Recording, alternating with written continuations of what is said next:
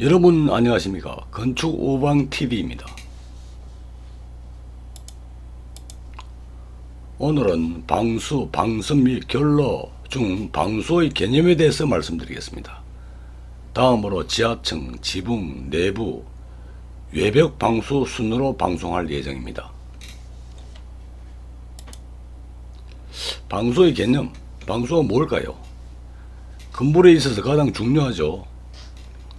건물 안으로 물이 들어오면, 비가 새면, 두수가 생기면 불편하게 짝이 없죠. 건물의 노화도 빠르고 내장대도 상하고 이로 말할 수가 없겠죠. 방수가 잘못되면요. 자, 예전에 한 방송한 것인데요. 건물 하자 중에 뭐 여러 가지가 있습니다만은 이 누수 문제가 많이 발생되고 있죠. 그 중에서 지하가 있고 지붕이 있고 외벽이 있고 실내가 있는데 특히 지하 방수는 고질적 하자입니다. 이 지하 부분 방수를 등한시하면 보수가 거의 불가능할 수도 있어요. 이런 차원에서 말씀드리겠습니다.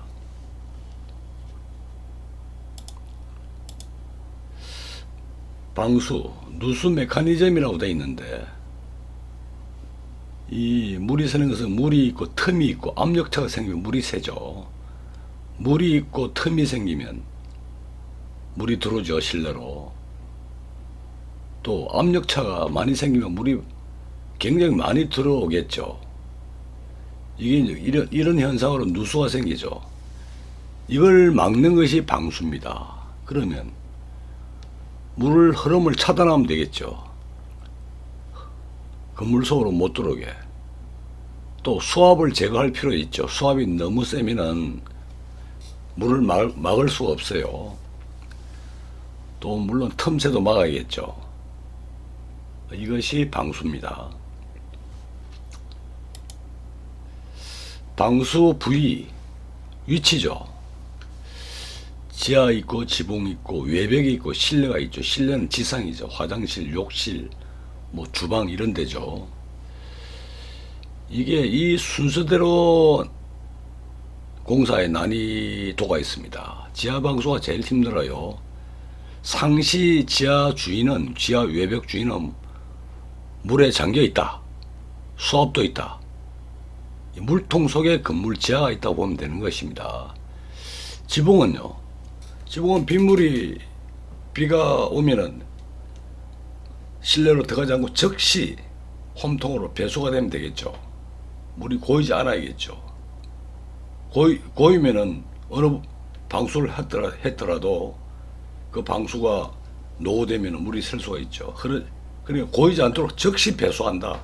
이것이 제일 중요하죠. 외벽 방수도 문제가 됩니다. 이 재료의 흡수 문제입니다. 그 다음에 공곡이 있겠죠. 구멍이. 벽돌을 쌓았는데 줄눈 부분으로 줄눈이 밀실하지 못해가지고 물이 들어올 수도 있고 또 벽돌 자체가 흡수가 돼요. 또 빗물이 타고 벽을 흐르지 않도록 물건기를 만들고 채양을 만들고 프레싱을 만들고 이런 등등의 조치가 있을 수 있습니다. 실내 이런 화장실이죠. 화장실, 주방 뭐 이런 데죠. 이런 거는 기본적으로 뭐 공격을 막아야겠죠.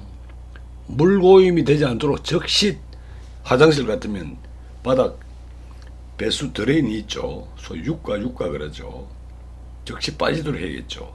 고이지 않도록 뭐 이런 등등의 부위와 문제점과 시공 대책이 있습니다. 오늘은 지하에 대해서 말씀드리겠습니다. 자, 이 사진은 지하에 지금 이 외벽인데 지금 여기가 지금 벽체와 슬라브의 경계 같아요. 물이 새서 지금 줄줄 흐르고 있죠. 이거 보셨죠? 여기는 외벽이고 여기 슬라브고 여기 뒤에는 흙이겠죠. 대매운 땅이겠죠. 그래서 이 물을 새는 걸 잡기 위해서 우레탄 수지를 주입하는 이런 등등의 조치를 하고 있는 것 같아요. 여기도 마찬가지고. 슬라브도 지금 이게 보면 슬라브도 이게 금이 있으면은 슬라브 위에 물을 쓴다든지 아니면 외벽에서 들어온 물이 슬라브 위를 타고 이를 흘러내릴 수가 있어요. 이런 등등의 하자가 있습니다. 이것뿐만 아니고 바닥에서 치솟는 물도 있어요. 치솟는 경우도 있어요. 소위 그 수압이 세가지고 불액이 생긴다. 불액이라 그러죠. 불액이 뭡니까? 배를 떼우는 힘이죠. 건물에도 불액이 작용합니다. 그런 공학적인, 건축공학적인 얘기는 별도로 하겠습니다.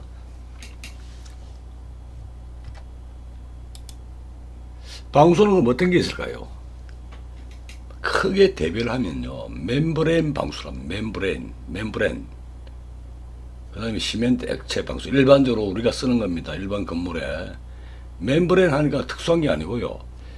무슨 막을 형성하는 거예요. 아스팔트 방수가 있고 시트가 도막이 있는데 아스팔트는 그야말로 아스팔트 8층 아시는지 모르겠네요. 아스팔트 깔고 위에 펠트 깔고 아스팔트 깔고 그 위에 또 루핑 깔고 또 아스팔트 깔고 또 루핑 깔고 아스팔트로 깔고 루핑으로 마감하는 거예요. 그런 걸 아스팔트 8층이라 그러죠. 잘 안 쓰죠. 이거는 전 열공법입니다. 아스팔트를 끓여가지고 그리고 아스팔트와 펠트와 루핑을 조합해서 막 붙이는 거예요. 아스팔트는 접착제죠. 이게 펠트 루핑 예전에 오래전에 60년대 70년대 지붕에 소위 학고방이라고 하죠. 천막 판잣집에 지붕 많이 썼죠. 뭐 좋은 재료가 아니죠. 모살았을 때 쓴 재료입니다. 시트는 이제 이거보다 펠트나 루핑보다 아주 고급재죠. 합성 고무 또는 수지로 만든 아주 이게 신축이 있는 질긴 고무판이 되는 겁니다. 고무판을 붙이는 거예요. 접착제로. 도막은 이게 뭐 최 근래 나왔다고 보면 되겠죠. 이 셋 중에서 뭐 각종 수지 도막을 칠하면 상온 열을 가하지 않습니다. 상온에서 칠하면은 고무판이 형성돼요. 1mm, 2mm, 3mm 두께로 칠할 수가 있어요. 보통 지붕은 3mm 정도 합니다. 이걸 멤브레인 방수라고 그럽니다. 무슨 막을 세우는 거죠. 시멘트 액체 방수는 이는 오래된 역사를 갖고 있죠. 시멘트에다가 방수액을 액체로 된 방수액을 섞어요. 물하고. 그걸 미장하는 거죠. 손이나 흑손으로 바르는 것이죠. 뭐 이게 일반적인 건축물에 적용하는 방수입니다. 계량 말씀드리고요. 그럼 이 도막 방수, 지붕이 칠한 도막 방수 뭘까요? 동영상 한번 볼까요?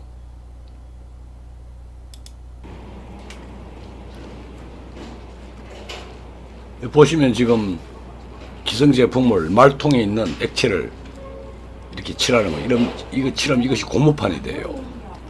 우리가 옛날에 예전에 책상에 칼질하기 위해서 고무판 이렇게 갖다 놓고 칼질했죠. 저 사무실에 근무하신 분들 기억나실지 모르겠어요. 고무판이 형성되는 거예요. 칼질하기 위한 책상 위에 고무판. 굉장히 질깁니다. 이거는 신축이 있죠.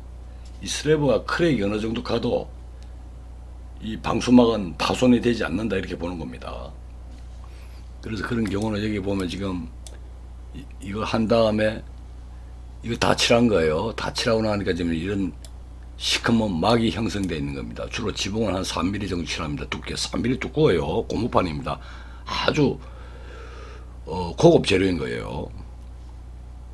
그리고 여기 보면 뭐 이도 물도 지붕인데 방수에 물이 새는지 안 새는지 담수해 보는 거예요. 물을 채운 거예요. 물 깊이가 얼마가 재어 보는 것 같아요.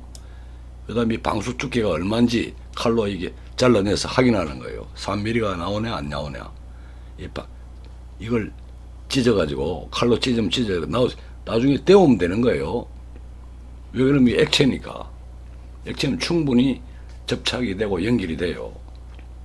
이것이 도막이다. 우리 일반인들이 잘못 알고 있는 게 지붕에 이걸 안 하고 에폭시 계열을 칠하는 경우가 있어요. 에폭시는 그것은 방수제가 아닙니다. 바닥 마모 보강제라고 봐야 돼요. 이 슬라브가 깨지면 그것도 같이 깨져요. 터져요. 슬라브에 미상금이 가면은 이 우레탄은 고무판 방수는 이 슬라브에 미상금이 가도 고무판은 좀처럼 터지질 않아요. 그래서 비가 새질 않는데 여기 에폭시, 그냥 페인트 같은 걸 칠해놓고 그것을 방수라고 생각하는 분들이 계세요. 잘못 알고 계신 겁니다. 그거는 도장이다. 막 표면 보호용이다. 방수하고는 관계없다. 다음 액체 방수, 이거는 일반적으로 많이 하죠. 한번 보실까요? 이 방수제는 바탕 청소를 잘해야 돼요. 이런 구석구석에 배관이 올라온 자리 잘 따내야 돼요. 그 다음에 여기 뭐 시멘트에다가 지금 방수제와 물을 섞은 거고요. 그 다음에 막 바르고 있죠. 손과 흑칼로, 흑선으로. 방수 베이스는 별게 아닙니다. 시멘트에다가 방수액에다가 물을 섞은 거예요. 이게 화장실 같은데 이런 데 일반적으로 하는 실내 수압이 없는데, 수압이 없죠. 뭐 화장실에 물 쓰고 나면 뭐 바닥으로 물이 흐르면 드레인이 있죠. 배수 드레인 쪽으로 빠지니까 수압이 없는 건 간이한 방수죠.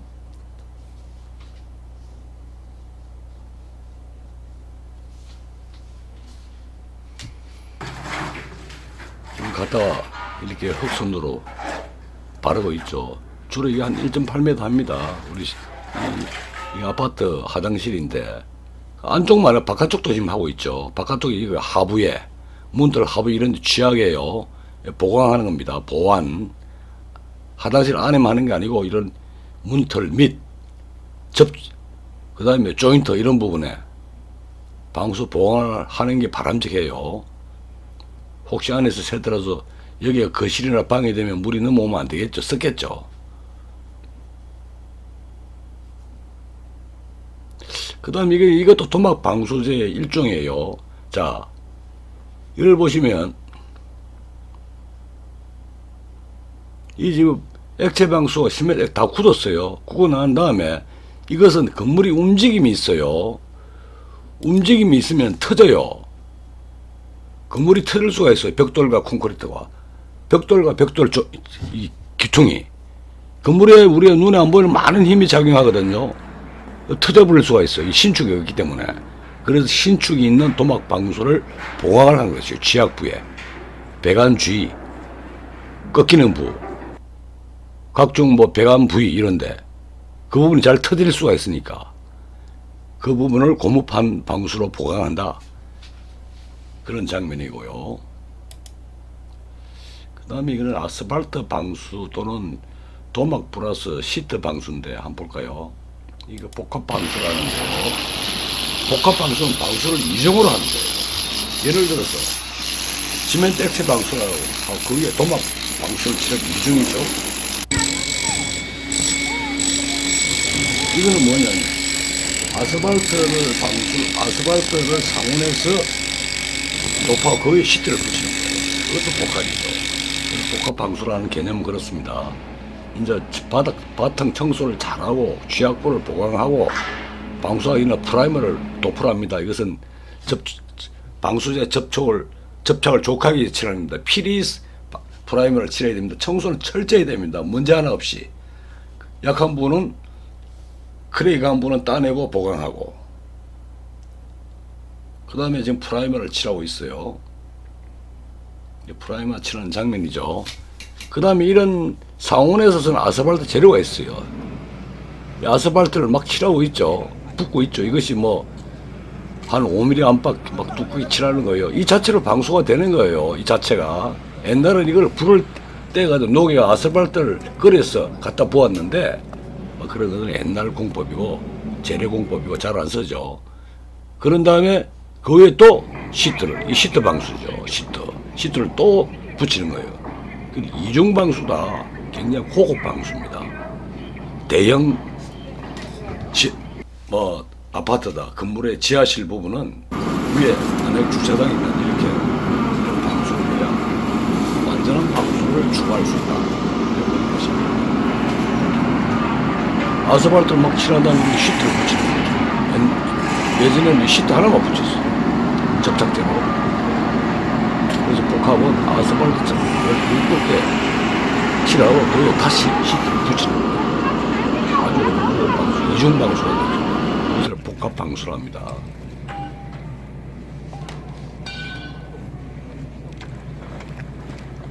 이제 코나 이제 접촉부, 조인트부 이런 데에요. 기본적으로 아스팔트를 상온에서 칠합니다. 끓인 것이 아니고 상온에서 저렇게 흘러내리고 밀어붙일 수 있어요. 그 다음에 그것이 끝난 다음에 위에 이제 누런 콘크리트를 칠하겠죠. 보호층이죠. 누런 콘크리트. 방수장 파손을 방지를 해서 비닐을 한번 덮어주는 거예요. 비닐을 한번 덮어 위에 누름을 치는 거예요. 누런 콘크리트. 소위 보호 콘크리트가 되겠죠.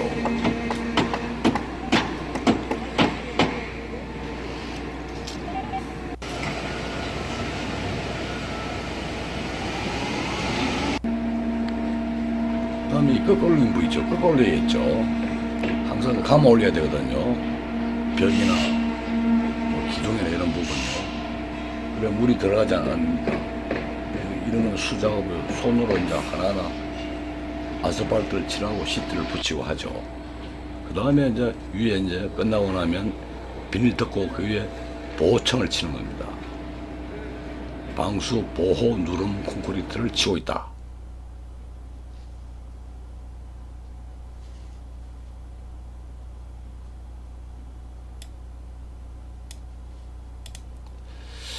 방수에 대해서 조금 전에 말씀을 드리는데, 방수는 기본적으로 구체 자체가를 방수를 할 수 있다 보는 거예요.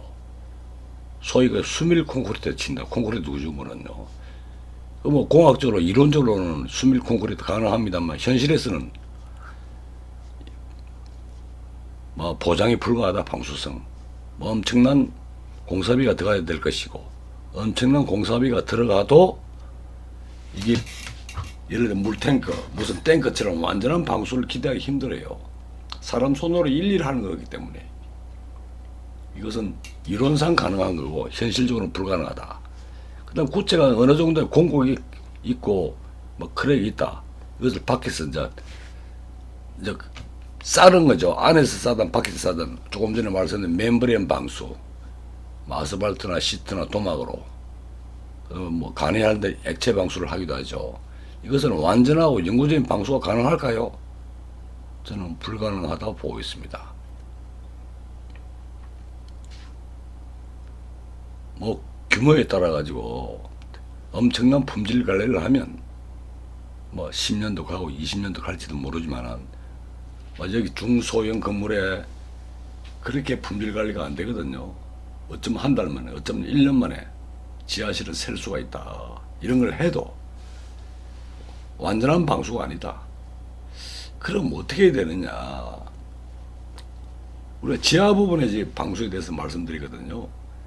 지하가 있어요. 지하가 엄밀히 보면 물탱, 그게 무슨 탱크 아니겠습니까? 바깥은 흙이죠.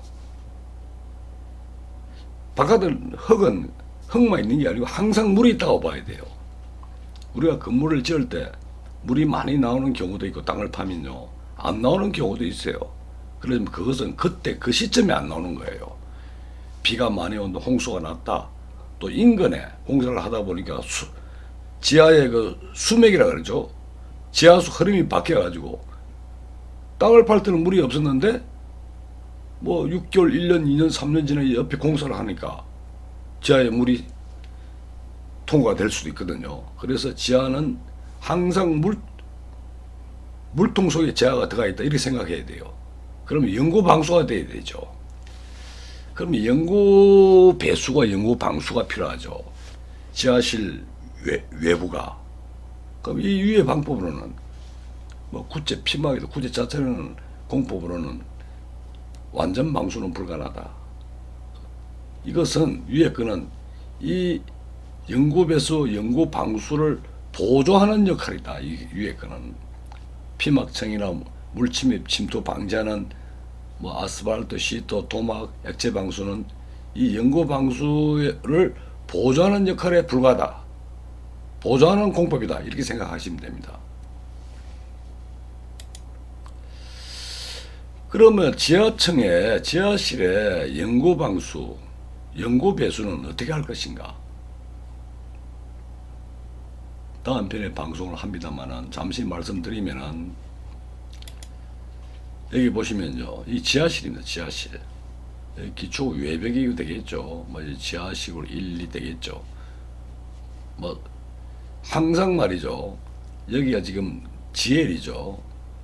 항상 건물 외부는 물이 차 있다고 가정하는 거예요. 그럼 수압이 작용하겠죠. 수압은 깊이에 비례합니다. 깊으면 수압이 크겠죠. 이런 수압이 물통 속에 건물이 들어가 있는 거예요. 지하부는 지하 수위 높은 경우, 지하 수위가 높다 그러죠. 공사를 하다 보면 집안 조사하다 보면 높으면 항상 물이 차 있는 거죠. 건물 외부에 공사할 때 예를 묻겠죠. 지하 수위가 이 밑에 있더라도 비가 오면 이렇게 수위가 올라갈 수가 있어요. 또 하천변이다 이런 등등은 홍수가 나면 평소에는 물이 없었는데 물이 찰 수가 있죠. 그래서 항상 지하 부분은 물통 속에 들어가 있다 이렇게 가정하는 거예요. 그래서 영구적으로 배수하고 방수하는 기술, 공법, 방법에 대해서 다음 편에 방송하고자 합니다. 조금 전에 말씀드렸는데 이 지하 부분은요, 지하수 이렇게 쳐 올라올 수도 있고 옆에서도 오고 밑에서도 오고 또 표면수 뭐 비가 많이 왔다, 비가 왔다 또는 홍수 왔다 이렇게 물이 들어있죠. 지하 부분에 뭐 비가 올 수도 있고 그럼 항상 물통 속에 지하가 있다 가정하는 거예요. 그러면 이걸 완전 방수를 하려면 어떻게 해야 될 것인가? 여러 가지 얘기가 있습니다. 상세한 얘기는 다음 편에 하겠습니다.